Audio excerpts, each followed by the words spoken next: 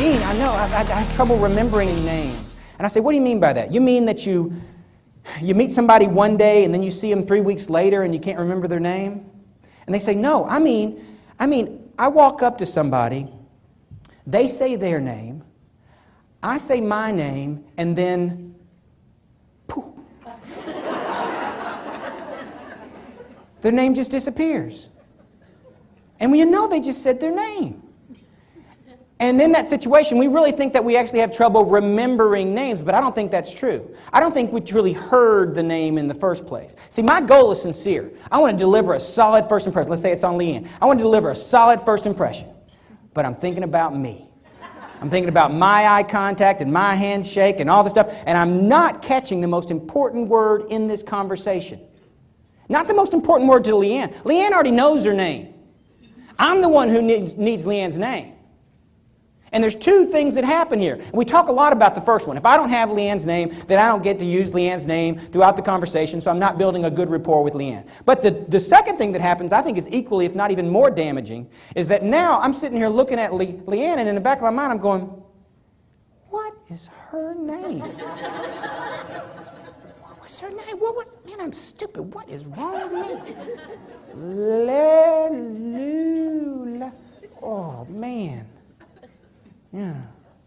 Man, what is wrong? But see, you don't get to go someplace else to have this little conversation with yourself. You're still right here. Yeah, trying to be interested, trying to be playing. In the back of your mind, what is that girl's name?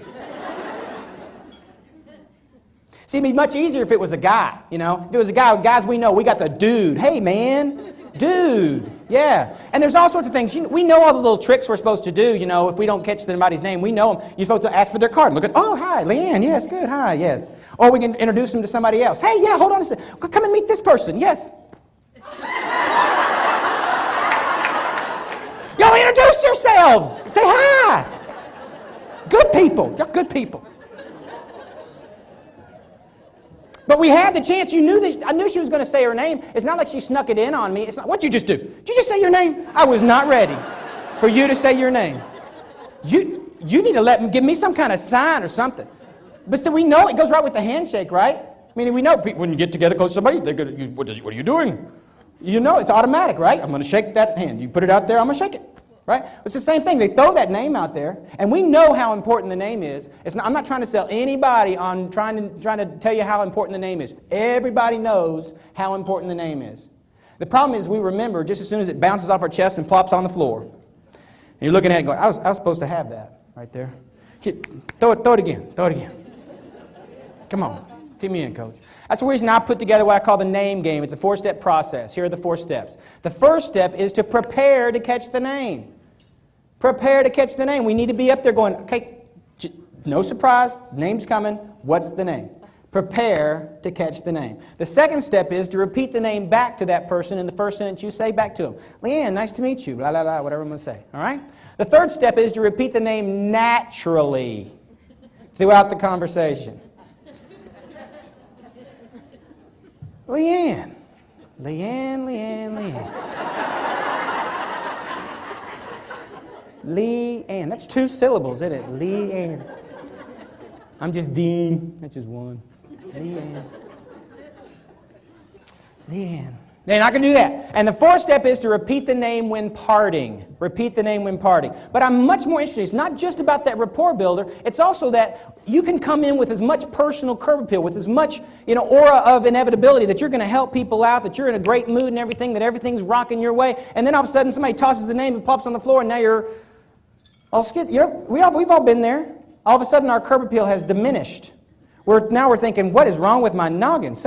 I'm using less than 6% of this thing. But the goal here is I want to deliver a solid first impression. I want to learn as much as I can so I can take that D and flow it into the E. And that is earn trust. It's not about meeting someone. Or have you ever been told, somebody said, oh, you can trust me? Have you ever heard that one? You can trust me? Does that make you trust them? No. Right, yeah, I don't know why girls laugh at that more than the guys. Well, we don't have time. She said, I can tell you why.